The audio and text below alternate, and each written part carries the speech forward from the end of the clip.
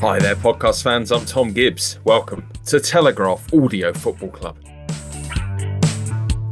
It's farewell Premier League season 2019-20. After nearly one whole year of football interruptus, we'll assess where the cards landed on the final day with a great escape for Aston Villa, doom for Bournemouth and Watford, and Champions League football for plucky Manchester United. Chelsea were the other team to make it to Europe's top table. How do we rank Frank Lampard's first season in charge? Did Jose Mourinho emerge semi-victorious at Spurs? And who were the year's biggest over- and underachievers? Plus, what happens next for English football? Which Oasis song did Maurizio Sarri channel as Juve won the Scudetto? And our favourite ever hat-tricks. Let's take you now into our series of remote audio recording facilities where I'm joined, first of all, by a delighted Matt Law. How are you, Matt? Yeah, pretty delighted. I feel nice and relaxed. It's like a massive weight has been lifted off my shoulder Fantastic. with Aston Villa's survival. Yeah, glad to hear it. How about you, Mina? Are you in good spirits as well? Yeah, I am. I'm kind of sad it's all over. But Well, I'm okay. We've got some stuff to look forward It's to. not all over. That is not true. Well, we've got the FA Cup and then the Europe, Champions League. yeah. At least we have... Yeah, Italy's still going, I guess. Yeah, the really, really sad thing is there's no ICC this season, is there? I know. It's really heartbreaking, Tom. I just don't think you guys understand. The pinnacle of all-known football. How are you, JJ Paul? Wonderful. How are you, Tom? Oh, I'm thriving, thank you. Yeah, we've made some tweaks to my remote audio recording facility, so I'm now surrounded by all of the towels that I own and a duvet that is draped over a dryer.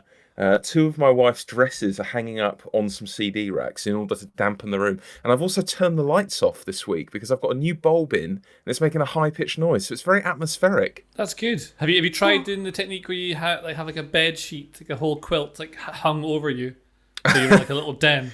Not yet. I could do a Mum-Ra impression, and that would be... That one's good for singing. Yeah, different podcast. Have you seen this Demi Moore thing in her bathroom with a rug and stuff? It was curious, wasn't it? The thing that confused me most about it is why would you have carpet in your bathroom?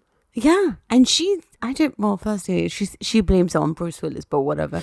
But maybe that's what you should do. Yeah, I'm going to blame everything on Bruce Willis. Let's focus on the football. We had an amazing end to the championship season last Wednesday, but it felt to me it was a bit of a flat final day in the top flight, although not for you, Mina. You said it was excellent on social media. Yeah, I think it was fun. I don't know. I mean, I guess I know what you're talking about in the sense that, it was a little dull, that there was nothing unexpected when it came to the race for the top four. But I think what was exciting is also because they were all playing at the same time.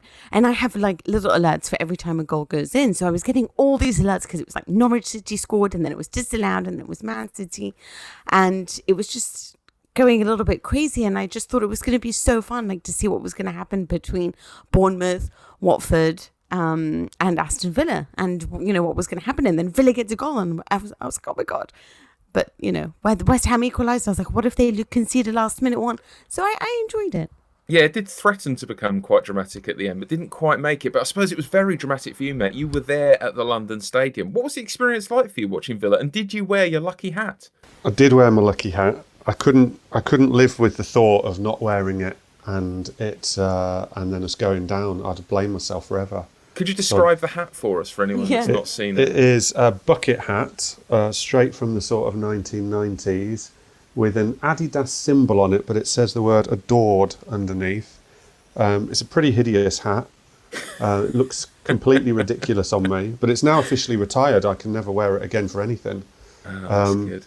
But it came through. But I just wanted to sort of explain, because I don't know whether anyone else has. I've supported Villa through relegation battles, but I've never supported Villa into a last day relegation decider before, into this Survival Sunday.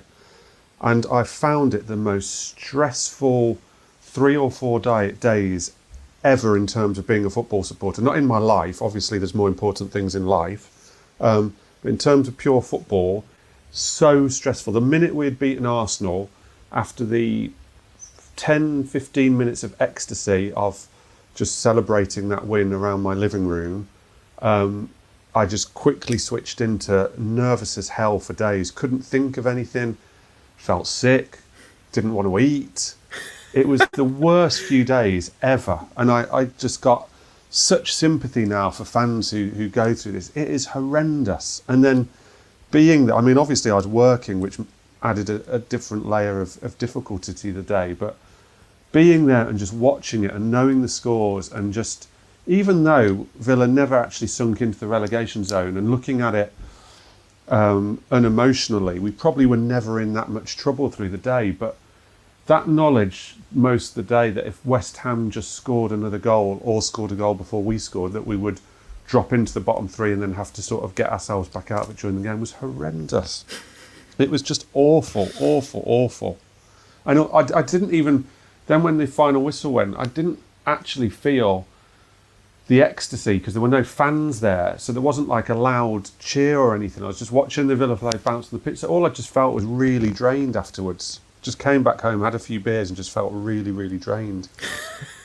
Feel good today. I feel relaxed and like I've got this horrible thing off my shoulders. But yeah, it's so horrible. It's funny how it sneaks up on you, isn't it? I think you get to a certain age and think, oh, I'm above all that now. But I remember before QPR in the playoff final in 2014, I was an absolute mess. But weirdly enough, once the game had started, I felt fine. I think once it's actually going on, you're like, okay, it's a football match. I understand a football match. It's all the unknowns beforehand that I think are most frightening. Yeah, the waiting and the constantly in your head, or what if this happens and what if that happens, and just the worst. Football's the worst. Do you feel like that when you're watching like the World Cup?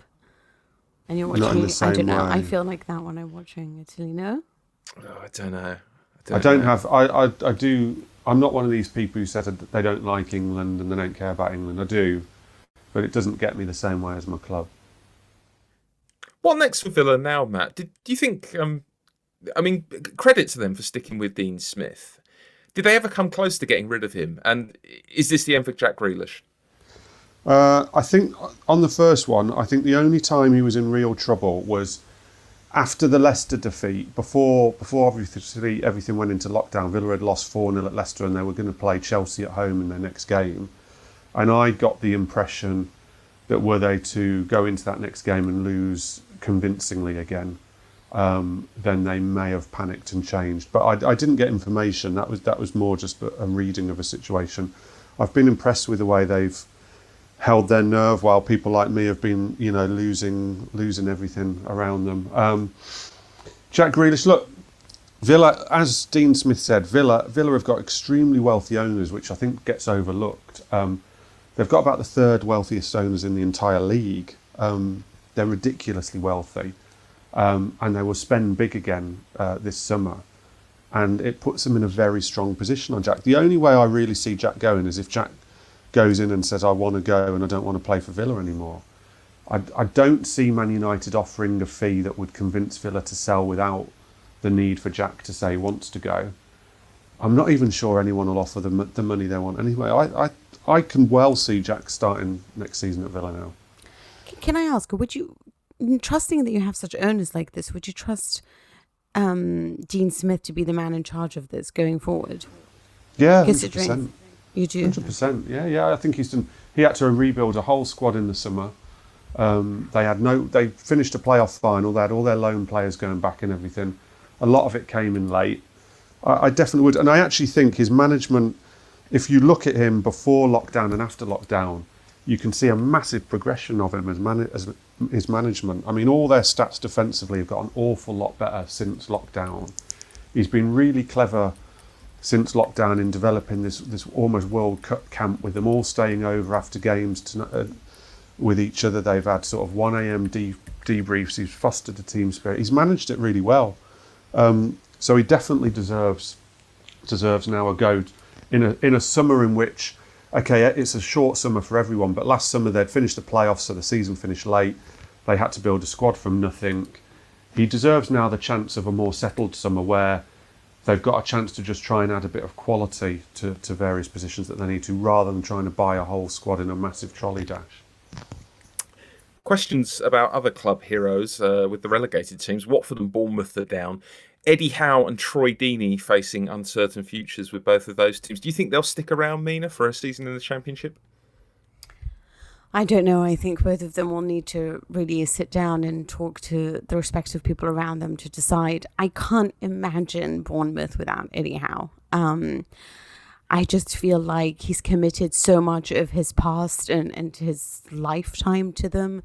I feel like he's sort of been part of this group of people, with the owner and other people that have been there since the start, micromanaging this side, and not only just doing the basic, not just doing what a coach does, but so much more that I just don't know how he wakes up in the morning and doesn't do that job. Obviously, I think for him, doors are still open. I know that perhaps he's lost a certain sheen to his reputation, but I mean, he's still a tremendous coach, and I still think he'll get a great job, and this shouldn't be any stain on or blemish on his CV. But I don't know. I don't know what's going to go forward. I don't know whether he wants to go through this again. I don't know whether the club think he's ready to do it. He seemed so heartbroken when he was speaking, and yeah, it's going to be interesting to see. Same for Troy Deeney. He's got to sit down and figure out what he wants to do. Really, really enjoyed Troy Deeney's interview at the end of Watford's game last night, where he said, basically said, like, I'm not going to be too negative about this. There's too much negativity around, and then said, well, if anyone wants to insult me, here's my at on social media. So I've got real world problems. Yeah, exactly. Yeah, fair play to him. What about at the top of the table? Vindication for JJ Ball as Ole and Solskjaer clinches Champions League football for Manchester United in the end. Do you expect them to kick on next season, JJ? And what can they achieve next year? I think it all depends on what the recruitment's like. They've got a good team in place, but the first team is very strong, but the squad maybe isn't. So a few, maybe 2 or 3 really big signings if they have the funds to do it. I don't know if anything has changed. I mean, they're hugely wealthy, but whether the whole pandemic situation might have changed some of that, and who they go for, because they've got lots of players on the books, but they need to make sure they've got places for players like Williams and Greenwood to be there. Maybe a forward, probably a striker, and someone who can help in midfield, and probably a central defender. Although the problem they've got is that players like Lindelof are sometimes, they look exactly like the kind of player they need, and Maguire looks like a mess. And then they revert, like against Leicester, that's how it looked. Whereas the week before, Maguire looked like the player that they needed to have in that as a centre back, and Lindelof was all over the place. So they could probably do with another centre back, especially because Solskjaer likes to change his system quite a lot. He's quite flexible, and they change depending on the opponent, which I think is a really strong thing to have. So yeah, what they can achieve next season is probably, I mean, they're still probably a cup team at the moment, but building to try and take them up to the next level. I don't think Liverpool will be as good next season. Man City will probably be a bit better, but there's absolutely room for both of them to not win the title. I mean, and what, you think he's going to challenge? Who, Ole Gunnar Solskjaer or Manchester United, the football club? Probably the football club, Manchester United, with all their many millions, great players. I mean, I don't know why you've got it in for Solskjaer. He's like a decent coach. I don't, but I'm saying he's obviously been a very decent coach. Like he came out yesterday and he's like, this is vindication for people who didn't assume that we were going to finish everywhere. But I do also think there has been a level of sort of like, oh my gosh, this is amazing stuff. And I'm like, yeah, well, this is still a side that spent 150 million in the summer, which is But who's saying that? Who's saying it's amazing stuff? A lot of people, he's very happy. He's saying we're not that far away from contending. And I'm thinking you're very far away from contending. You're still 33 points behind Liverpool. But you've got to play the game. You can't just come out and say, like, we're miles away from it. Like, you've got to come out and say, a little bit here, a little bit there. You can't let the players lose confidence in themselves. You can't make it look like you don't believe in them. You've got to, he plays it very down the middle, so he doesn't really go either side of that kind of line whenever he does his media stuff. I bet behind the scenes he knows that he needs... I mean, he played in some of the best ever Manchester United teams. He knows the kind of characters he needs. He knows the kind of quality of player he needs. Bruno Fernandes changed their entire season when he came in. They need another 3 players that good. They need to identify them. They need to work out whether they can it's worth paying the money for them. They need to work out whether it's actually better looking for someone who's not quite at that level at a team just below the Champions League bracket and bring them up. Sort of like what Liverpool did when they signed players like Sadio Mane. You could even argue maybe Mo Salah, and taking them up to that next level, because they have to get to the next stage. But the players that you need to take them to, like, so say you've got David De Gea as a goalkeeper, he's making mistakes. whatever reason that is. Maybe it's lack of confidence, lack of focus. Don't really know why. And then people are saying that you should have Dean Henderson in. Manchester United should have one of the best goalkeepers in the world, one of the top 10 goalkeepers in the world. Is Dean Henderson one of those? No. Could he be in like? So who would you go for? Well, I mean, the best keeper in the world just now is probably Jan Oblak, but I don't think Atletico Madrid are going to sell him for less than mental money. So you can't really go after someone like that unless they want to like blow their entire budget on that. When you could say that if De Gea is able to get to his level again, and you've got Dean Henderson pushing him maybe as a reserve keeper, I mean, it's not great for Henderson's development, but actually maybe it might turn out to be the making of him if he's pushing against De Gea. He has to step up again. Because he's the best goalkeeper at Sheffield United. So whereas his challenge, if he's at Manchester United, he's got to try and usurp David De Gea. So that could be a thing that drives them both on. You never know. That competition for places often makes players better. So then you look at like who's around. Like Hugo Lloris is not going to leave Spurs, is he? You're not going to get any of the guys in the top bracket. Donnarumma is not going to leave AC Milan for anything less than stupid money. So maybe the best thing in terms of where they're building the squad is to actually keep De Gea in place, even though he keeps making these mistakes. It's easy for a lot of people like Roy Keane or whoever's on the TV say, just get rid of him. But I mean, the amount of millions of pounds involved in shifting on a player like De Gea, because if they want to get rid of him, he's devalued, so you're not going to get your 70 million from that he'd be worth, even though he's not playing like a 70 million player just now. I don't think Dean Henderson is the answer. I guess like what it is when I'm watching them is that I think that they won and I think he's done a good job, but I think he's done just a good job. I don't think that he's sort of like, says you are not that far away from contending for the title. I'm thinking you got 66 points. That's 2 more than what, Moyes managed. I just think, I'm just going to sort of interrupt, sorry. Go for it. I just think he's done as well as he could do in the Premier League. If you start the season, you say as well as they can do, he's come third. So that's good. It's not amazing, but it's good. It's very good.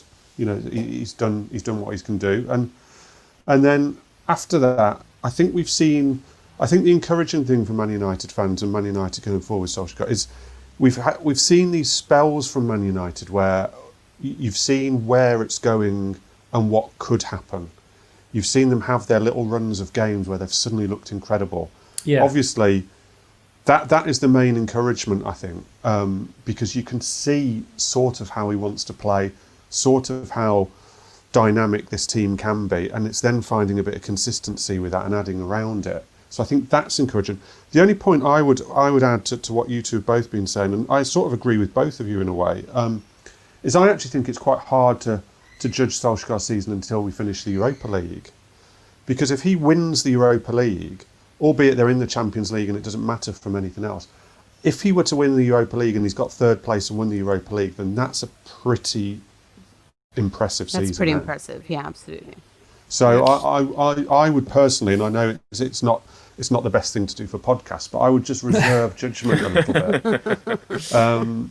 Because at the moment, I would probably agree with Mina in that it's a good season and he probably hasn't overperformed as such. But I'd also agree with JJ that there's a lot there to be very encouraged about. And were he then to go and win the Europa League, it would be a very, very impressive season from him. Well done, Matt. You found the middle ground. Let's move on to Chelsea, who claimed 4th place. Would you say they've overachieved this season, Matt, compared to Manchester United? Mina expected 3rd from Man United. 4th seems like a very good return for me for Frank Lampard's first year in charge. Yeah, I think they have. I mean, I think Lampard is referred to a lot at the moment, but I think he's right that certainly I, at the start of the season, thought, 6th, 7th. I thought if they could get top 4, it would be incredible. They lost their best player. They couldn't replace him because obviously they didn't have a transfer window. He was blooding a lot of youngsters. He himself obviously hadn't managed in the Premier League. That was a massive unknown. I think you've got to say he's overachieved. I mean, I got a bit of stick for this on social media, and I take the point on other managers, particularly someone like Chris Wilder, but it's particularly if they go and win the FA Cup, I would have Lampard as my manager of the season after Jurgen Klopp. I really would. I think he's done that well, and I think he's set them up now so well. He's given them such an opportunity for the future with what he's done and what he's integrated and how he's brought that club back together. I think he's done a really magnificent job. I mean, if you look at, just to take one player out of it, Mason Mount has made, it's his breakthrough season. He's aged 21. He's made 51 appearances. Yesterday was his 7th Premier League goal and 5 Premier League assists. I think he's played in 4 different positions as well for Lampard this season, who's absolutely relied and leaned on him. I mean, just that in itself just shows you, I think, the job Lampard has done, and also how well some of these young players have done for him. Also, when you consider Callum Hudson-Odoi, was injured and everyone thought like that's going to be a huge loss, losing a generational talent in Eden Hazard, in which they completely relied on him under Sarri for a lot of just wins, just look to him to score something, and losing that and changing everything around you as well, and not having money to spend, there's no way that I thought that he would be finishing where he is. I mean, obviously, what they do have is a very good team and a very good youth system, which that's been brought in to really, shine. But I think that on that level, Chris Wilder might have done just a little bit better than Lampard. But yeah, my third choice. Yeah, certainly working with Leicester. I suppose the thing about Chelsea, do you think about how badly it could have gone for Frank Lampard? When that appointment was made, it felt like this is a bold choice, and he's done fairly well at Derby, but you very easily could have seen that going horribly awry and have him sacked by Christmas. But he's actually looked incredibly capable, and to be taking on a club of that size so early in his career, I think it bodes very well for him and for Chelsea. We will be saying goodbye to David Silva, who has retired. Great game against Norwich. Give us some love on Silva, JJ, for his contribution to Manchester City down the years. I mean, probably one of their best ever, if not the best ever player they've had. I think if he played for one of the teams that's got all the millions more fans, like United or Liverpool or Arsenal, he'd be celebrated as, just be one of the greatest ever Premier League players, no doubt. But he is, and he came through in the same generation as players like Iniesta, and in the Spain squad meant he didn't maybe star as much, but a lot of stuff he does is kind of behind the scenes rather than being the guy who makes the headlines happen. And that's one of the things that's so special about him, is that anyone who has managed him or has played with him talks about how special player he is. Often in the first time of training when he came in, he just upped the level at Manchester City straight away. I mean, this season doesn't feel like he's done an awful lot, but he's got 10 assists, 6 goals. He's involved at everything in the final third that City do, and Guardiola still relies on him really heavily in games where he knows that there's going to be a lot of threading the ball through tight spaces. There's few players I can think of that I've seen play in the Premier League quite like Silva, because there's not many that play in the Premier League that are so kind of nimble and balanced and do the little delicate touches like he does, when it tends to be a lot of players who like a long punt from 30 yards or can drive with the ball. The kind of, I think, physical attributes are admired, particularly in England. And it's nice having a player like Silva who is not the antithesis of that, but he does these kind of magical things with the ball rather than using his physique to create anything that makes him a really special player. Yeah, I wonder if he's one of those players, a bit like Paul Scholes, whose reputation, it felt like, really grew in retirement and influenced the whole generation of footballers who was, I think, not necessarily appreciated his time fully, but I think is... We'll all come to regard him as a true hero. Farewell as well to Leighton Baines, who announced his retirement after Everton's defeat to Bournemouth, who's a player I enjoyed watching very much at his peak and throughout his career. And I love the retirement after the game as well. There's something very classy about that. Let's move on and talk about who we think has had good seasons. And I'll take any nominations you've got for players, teams, managers, or fans who you think have had a particularly good year. Shall I open a bid in with Spurs? I think Spurs have had a good year, all told. What? I was like, wait, hold on. You have to elaborate on that one. Have they not just about pulled it out of the bag at the end? That's not the same as having a good year. Surviving when we thought they were going to completely crash. Is that what it is? Yeah, but no Kane for ages. It looked like they were going to be absolutely marooned in the bottom half of the table at one point. Yeah, it's probably not a good season, but it's a very Spurs. I'm opening the bidding. What I would agree with is it's been a good season in the end for Jose Mourinho. Okay. Who I think is beginning to possibly rebuild himself. When he was out of work and before Spurs started imploding, I couldn't see where he was coming back. And all of a sudden he's back at a club where, okay, he's not going to win the league, but he's got the chance of rebuilding his reputation again. So I would not agree with Tottenham, but I would agree maybe with Jose Mourinho. I so enjoy his comments on financial fair play. He's not going to let that lie. That's going to be his new thing. I mean, it's basically his excuse now. Yes, it's his inbuilt excuse because it will be the thing he constantly hammers and hammers, and it will be the thing that's used to explain why Tottenham are not challenging with Chelsea and not challenging with Manchester United to really catch Man City and Liverpool. And you know, he's got a point because he is at a club who can't compete financially and in the transfer market at that level, so he probably can't compete with those clubs. But he is going to hammer us with that. A less controversial suggestion for good season would be Jordan Henderson. Do you think he deserved the Football Writers Association award then? I do, yeah. That's who I would have voted for if I'd actually put my vote in.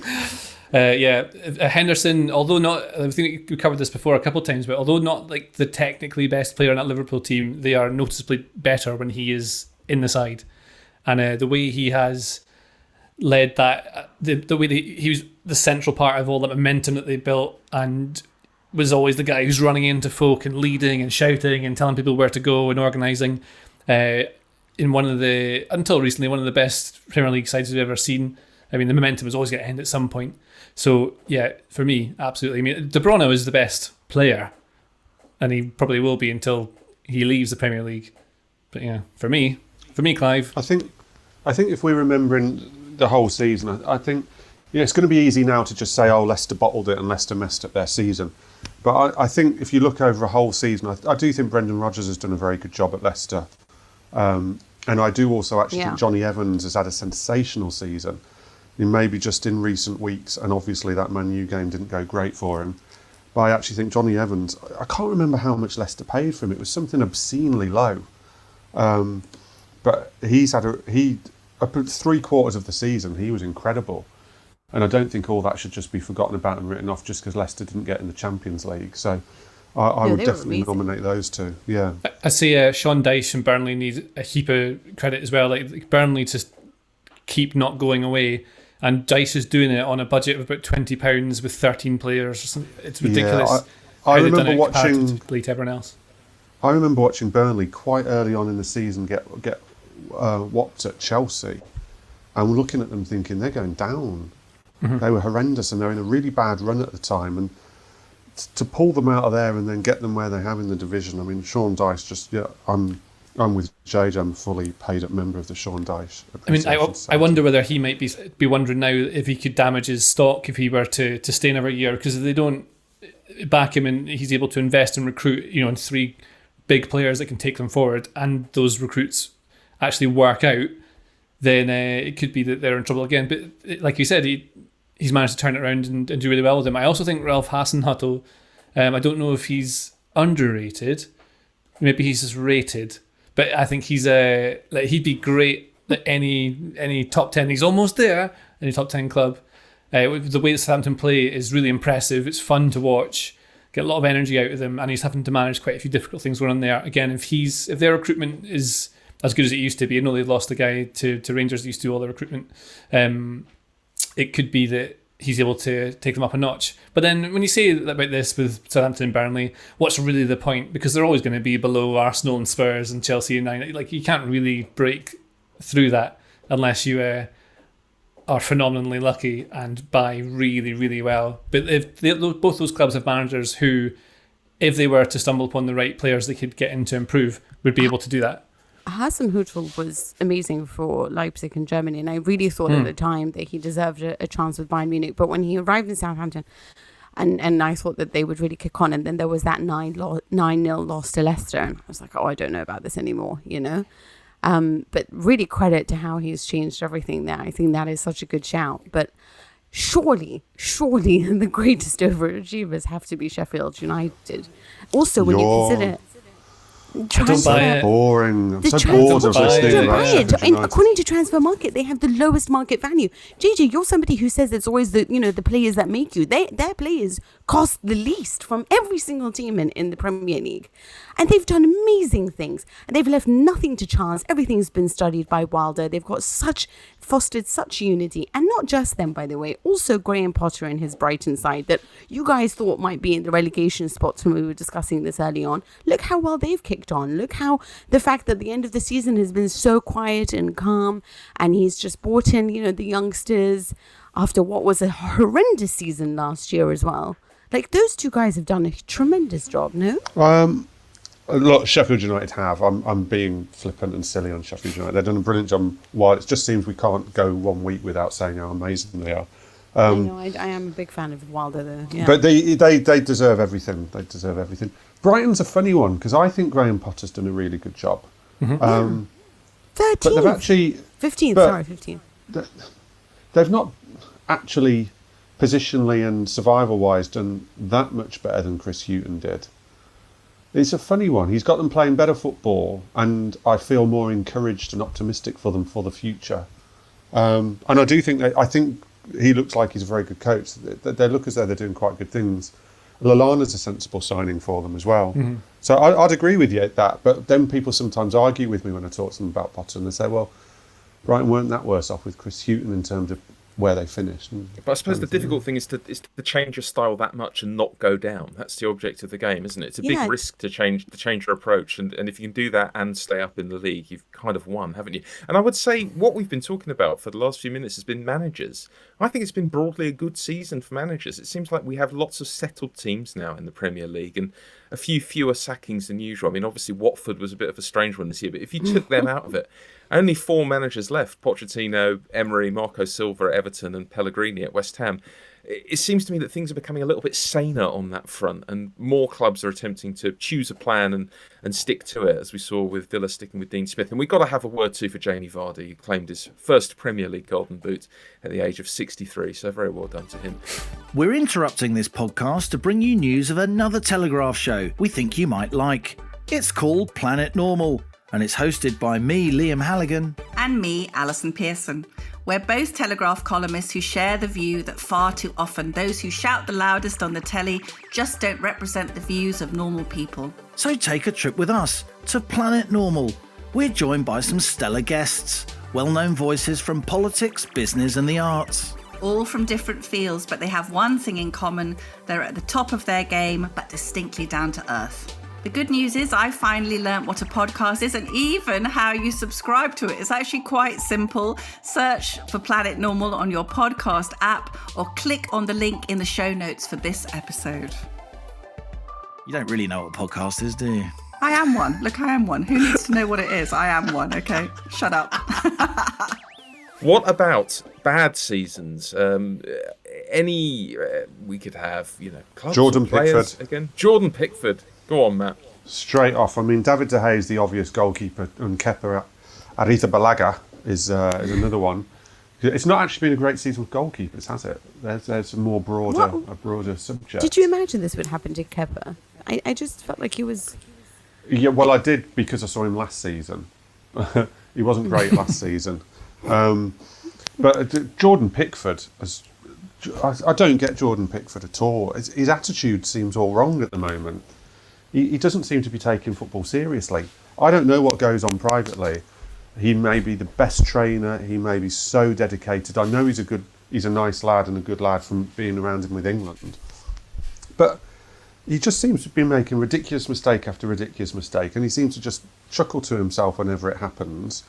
Doesn't seem to be particularly perturbed by it. I don't get what's going on with him at all. He's gone to pieces this season. I mean, he's fortunate in a way that there's not been any England games, because I think that will, to start with, keep him his England place. But I wouldn't be massively surprised if Carlo Ancelotti's wondering about bringing in a goalkeeper who might not be brought in as a new number one, but someone who he can definitely replace him with if he starts next season badly. A sort of a 1/2, as it were. Goalkeeper stroke right back. What about Mesut Ozil? Yeah, I think that's a huge thing for him, because it just seems that whichever and whomever comes in to train Arsenal and takes over eventually finds out that he's not someone that they want to include in their team. And for someone who's so highly paid and who is supposedly so ambitious, it's really amazing to see that no coach has really embraced him or what he can provide to the team and just continues to leave him out. I feel like it's been a little bit of a bad season again for De Gea, and I feel really sorry for him because I think he looks terrified. Like, even watching him against Leicester City when he got really angry with Vardy trying to go for the ball, which he legitimately has every reason to. But I also want to give out a shout to Danny Ings, by the way, because I think he's had a tremendous season as well. And Aaron Connolly. That's it. How about you, JJ? Have we seen any tactical trends going out of fashion? Has it been a bad season for wing-backs? No. I mean, it's all cyclical, isn't it? One of the things I think is interesting about this season is that I feel like the Premier League has a lot of really high-level managers who all have clear styles and are all quite tactically flexible. So although there are some with clear identities, like Jurgen Klopp's, for example, Pep Guardiola's, they're very, very obvious what they're going to try and do. Chris Wilder, you know exactly what he's going to try and do. You have a lot of teams who change their system from week to week. So sometimes they'll approach it really defensively. Sometimes they'll try and push higher and take it on, and they'll often change their shape within the system. I mean, Chelsea done it a lot. They'd play with a back three or a back four, but they changed the way that they attack as well. Accordingly, you've got Arsenal now who went to playing that kind of 3-4-3 system under Arteta because he realised he needed to get through the season and get some points picked up. But then teams like Wolves, they never deviate from that 3-5-2 or 3-4-3. It's always built upon blocking it halfway and then hitting on the counter. And it works really well because they're really good at it, and it just needs improvement on recruiting. And this is one of the things that I think in the Premier League a few years ago, everyone just started in like a 4-2-3-1, and they wanted their players to work harder than the other one, and that's how you got in. And I mean, that's the most important thing, is how hard your players work, I guess, and how good they are. But that's what makes it interesting. And like I talked about Burnley and Sean Dyche, like they don't just sit back and defend all the time. They don't. They actually pressed quite high, and they were quite aggressive in the way they attack. I was really surprised when I saw them play in real life, IRL, because you can actually see far more on the pitch than you can on TV and what their defenders are doing and where they're going. And and like I said, again, like Hasenhüttl, the way that Southampton play is so good. If they had better players, he could easily manage a team in the top four. Like, it wouldn't surprise me, this is a ridiculous thing I'm about to say, but it wouldn't surprise me if the reason he's gone from like Leipzig to Southampton would be that if Klopp were to then go to, you know, Real Madrid or something like that, they'd need someone who can do what he kind of does to keep it going on until they inevitably get Steven Gerrard in, and Hasenhüttl would be the exact kind of person that can do that. So it might be a clever career step. You never know. It's absolutely not. I know this is ridiculous, but yeah, that's there's no trends going out of fashion. More that there are more being brought in all of the time, and people are adapting to their opponents far more often. Wonderful. What a time to be alive.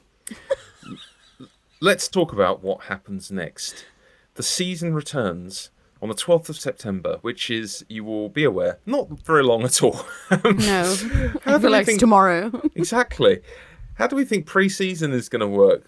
Presumably no big tours this summer. It'll be like the old days where Arsenal sort of play Barnet and, you know, Chelsea and QPR. Or something. I think it's better. Oh, all right, Matt. Don't put QPR in the same category as Barnet. Barnet. Barnet to Arsenal is not what QPR is to Chelsea. I mean, sort of geographically local teams. Okay, all right. Of differing standards. Hayes and Yedding, that's what you're looking for. Yes, so I think it'll be good. I love all that. I mean, I had a great away day last year with Villa going to Charlton. I'd much rather that than the more touring around the world nonsense games. Another dig at the ICC. Yeah, massive dig. But I mean, the pre-season isn't going to look a lot different to what their sort of, in inverted commas, pre-season was in the lockdown. You know, they will have, I'm sure there'll be some behind... Well, they'll all be behind closed doors, won't they? But they'll have some training ground friendlies, and they'll have some sort of local friendlies. It's all they can do. I mean, Dean Smith said yesterday that his players have got 3 weeks off, and then the 3 weeks to prepare for the season. So they've just got 3 weeks basically back in pre-season training when they all get back, and that's going to be the same for most clubs. I think we'll also see Jose Mourinho in the park, you know, training in Dombele, and, you know, few other players. That should be fun. That was worth breaking lockdown for, wasn't it? Julian Ndombele didn't play him. Let's have some music and a song for Europe.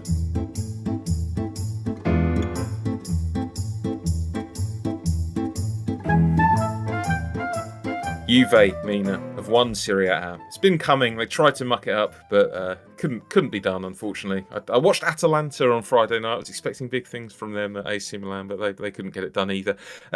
How will Juve look back on this season? It's been a real struggle since football resumed.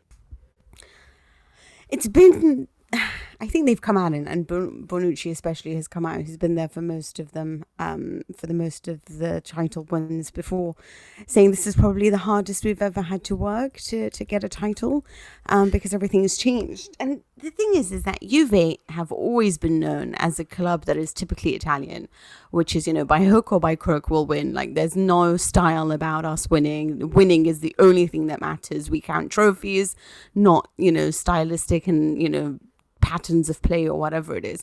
And for the first season, I really do feel like they changed that by going for Maurizio Sarri. It's almost like we don't want to just win boring anymore, which is what it was under Allegri. Let's go for somebody that can really entertain us, because we've got the likes of Dybala and Ronaldo, and we can't get rid of Dybala. So let's, keep them on and try to make up fun for everyone.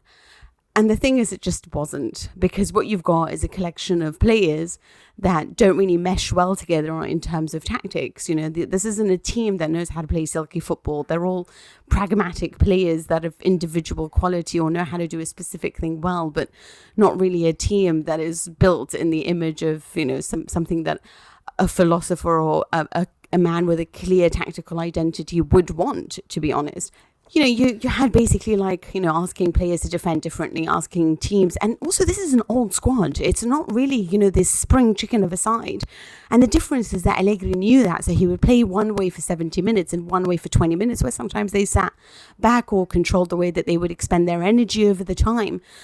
But you're asking this young squad to constantly press from the front, to play in this compact scheme, and it's hard. It's really hard to do it when you have players at the age that Juventus do. So I think there needs to be huge changes on the transfer market if they do want to satisfy Maurizio Sarri.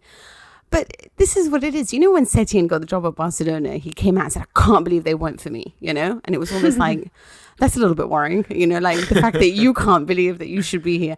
And Sarri came out yesterday in the dressing room and was like, wow, you guys must be really good if you're going to win even under me, And I'm like, what happened to the guys who believe in themselves, Like, this is what it is. I mean, Sarri is a good guy and the team loves him, but he's not somebody who sort of, you want an Alex Ferguson. You want someone who walks in and says to you, like, guys, come on, we're playing Spurs. That kind of man in charge, like Allegri was, who would be like, why can't you win the Champions League? Don't be ridiculous. Come on, let's go, And this is my worry, because you feel like now you're watching Juventus crack at the last minute. They don't know how to defend anymore. They're conceding goals in 12 minutes, 4 in one go. And you're thinking they've lost that sort of ability to suffer at the back, this ability to get themselves over the line. And that comes with having people like Zinedine Zidane or just really arrogant members of staff at the helm, But this is a win for the club in general, for the fact that the directors go and have a coffee with everyone there, that there's just this team mentality. And for Sarri, on a personal level, going from a banker who just wanted to find personal satisfaction in his job, it's wonderful for him to go from doing that to taking Juventus to their 9th title. The pictures of him were amazing. Yeah, I mean, for him, it's amazing. I mean, literally cigarettes and alcohol. He had champagne all over his head and a fag in his mouth, didn't he? It was really funny because he had basically escaped as soon as the final whistle came, because he wanted to smoke a cigarette because that was going to be his reward. And then he couldn't get there because they managed to drown him in the champagne. So when he was doing his press conference, Chesney came up with a lit cigarette and said, "You deserve this." And he was like, "Thank you." I love that. For all of Sarri's weirdness, there's definitely a side to love about him. Yeah, he's definitely a very good guy in that sense. Yeah, really beloved. Tell us about the Premier League expats. Lukaku and Sanchez scored for Inter. Of course, Victor Moses with them as well, and Aaron Ramsey at Juve. Have they had good seasons? Aaron Ramsey, no, he's come in for a lot of criticism. Also, it's a bit unfair because he hasn't really been available. He's been injured for most of the time, but that's kind of like Ramsey's reputation, right? So feel sorry for him. Lukaku's 23 goals. That's very impressive. So he's had a very good season, yet he still comes in for some criticism at times because, you know, there'll be like a really clean shot to one of his teammates, but he'll take it and ruin it sometimes. And then they'll be like, oh, Lukaku, you know. But I think that he's working really well under Antonio Conte. I've been very pleasantly surprised by Alexis Sanchez because obviously the guy got injured and he wasn't really available to make the mark. But Gazzetta wrote the other day that they think if Sanchez had been available throughout this entire season, that they would have really pushed Juventus for the title, which is a lot to say on a player. But because Lautaro Martinez, you know, the man that everyone wants, sort of started to fade a little bit around February onwards, and he's had a bad sort of restart to the game. Nino Maravilla has been the guy who's really come in and just switched it up, really, really trying to prove himself at the top. And I think he's made a massive difference to Inter, to be honest. So he's done really well. I think Ashley Young's done really well as well. Victor Moses, you know, typical Conte player. But yeah, it seems to be like a whole collection going on there in Inter. So let's see what happens next year. French football has also reawakened from its slumber. The French Cup took place over the weekend. PSG won against St Etienne, but the main talking point was a massive brawl. What happened? Oh God, it was awful. Did you guys watch this? So this is the first time that like. Did we watch it? Did you not? Of course we did. Of course we didn't watch it. The last day of the Premier League. Yeah, that's also true. Actually, I don't know if you've heard but this is why you're good. You're here to tell us about it because there's no way anyone watched it. But this was... You're the only person in the whole country who watched it. I've got no idea what you're talking about. This doesn't bode well for PSG. So this is the big French Cup, and basically it was going to be Emmanuel Macron was going to it. They were going to have fans in the stadium. They were allowed up to 5,000 people to watch this game. That is like 2,000 or nearly 3,000 spectators, and the rest are like family members and people who work in the stadium. And it was going to be really exciting to watch football resume. It was like, wow, this was going to be the moment, and we're going to see Neymar and Mbappe, and then. This is Saint Etienne, who, again, for the third game in a row, managed recklessness. And basically, they take out Kylian Mbappe, and a huge brawl breaks out, and the player gets a red card. Now, the player is Loic Perrin, and he's been with Saint Etienne for 17 years. This was going to be his last game before he retires. So for him to be red carded over what is nothing more, like what is just so awful, a horror tackle, where Mbappe said that he heard his ligaments being crushed. Incidentally, he's a lot better than that, but it was just horrible because this is a player that they're going to depend on, and they finally have like a good matchup in the Champions League, and they finally think that they might be able to do well because they're avoiding a lot of the big boys for the moment. So to have that happen to what is considered probably your best player, honestly, alongside Neymar, it was harsh. And Tuchel came out and said, why does this always happen against Etienne? Why do they always get a player sent off in the first 30 minutes? I can understand it if it's happening at the end of the game and you may be able to blame tiredness, but it doesn't. This isn't right. And so when this happened, a brawl broke out, and the Saint Etienne goalkeeper was running 25 meters to try to push Marquinhos out of the way, and it just turned into a massive fight. And now I'm a little bit worried about PSG because honestly they weren't very good in this game, and if they lose Mbappe for the Champions League, I think that's going to be bad for them, especially when you consider the fact that Di Maria is suspended for this match. They've lost certain players going forward. Some Muniz moved over to Borussia Dortmund. Carrera also managed to get an injury, so this is going to be hard for them going forward. And you didn't see them play this game and think, oh yeah, PSG look good. Obviously, they haven't played football in a really long time, and despite their individual qualities, Saint Etienne was better. There you go. Let's finish off with this question we put to our friends on social media, which was as follows. Marouane Fellaini scored an 8th-minute headed hat-trick for Shandong Luneng this weekend. If not this one, then what is the greatest hat-trick of all time? We had some very punchy responses on social media, some very angry people who were very sure of themselves. Daniel said, without question, Rivaldo versus Valencia, last day of the season to get Champions League for Barca. Peter says, Robbie Fowler versus Arsenal, obviously, considering the legendary status of Arsenal's defence. And Michael says, really? That's what you're asking? Now, didn't somebody once score a hat-trick in a World Cup final? #Hurst. Well done, Michael. What have you got, Matt? Well, I immediately thought towards the perfect hat-tricks, where you score with your right foot, your left foot and your head. The one I sort of remembered was Peter Crouch against Arsenal. Quite a long time ago for Liverpool. He scored a very good perfect hat-trick. But then the most iconic one, I mean, this isn't the best hat-trick in terms of the quality of the goal, and this player's definitely scored much better goals, but the most iconic one that jumped to my head was Michael Owen against Germany, 2001, in that 5-1 victory, just because the result and the performance was so stunning. And I made myself rewatch this morning, and is it me, or did Michael Owen's career just go in a flash? Yeah, that's how I feel too. It started, it was incredible, and it was over before you knew it, and now he's a really boring pundit. And I think it's really easy to lose sight and forget how incredible Michael Owen was, and I definitely had.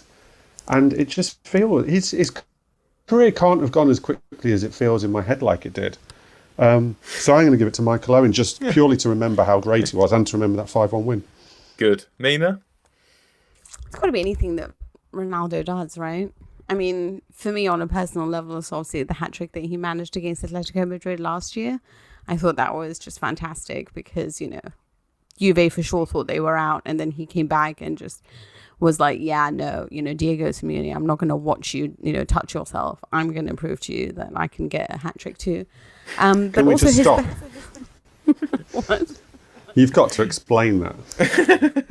No, you know how he held on to himself and went, oh, got you. It's that, nothing more. But probably his best hat trick was actually the one against Sweden in 2014, the World Cup. And that was just, it was amazing because it also, Zlatan Ibrahimovic, Sweden, and he managed to get, a beautiful goal and then one with his weaker foot and then just, sealed it off. Ronaldo, you can always depend on him. How about you, JJ? Well, I mean, there's only one choice really here, which was on Andrew Considine's hat-trick in the 7-0 win for Aberdeen over Dundee in March 2017. 2 headers right next to the goalkeeper, a sliding connection off the toe from a free kick late on. His first ever hat-trick, then in context, he's a left-back and he's not very good. But now, this was one of the weird things. He's one of those players that came through and you always thought he's rubbish, he can't play. And now he is without doubt one of my favourite ever Aberdeen players, having stayed there his entire career. That hat-trick got him one of those little, on FIFA Ultimate Team, you get these Player of the Week things. He got one of those cards, which was nice. Yeah, wonderful. Yeah. Lovely business. Well done, everyone. That's your lot for this week. We'll be back with you once more this season next Monday to look over the FA Cup final and preview the return of European football. You can contact me before then if you like on Twitter. It's @Tom with an H Gibbs. Send us an email too if that's the sort of thing you enjoy doing. afcpodcast@telegraph.co.uk is the address. We'll read out the very best of what you send us. Don't forget to subscribe to the podcast. You would regret it if you missed our final episode of the season. Search for Telegraph Audio Football Club wherever you get your podcasts. Thanks to Joel Grove on the buttons, and thanks to you for your company. I'll talk to you again soon.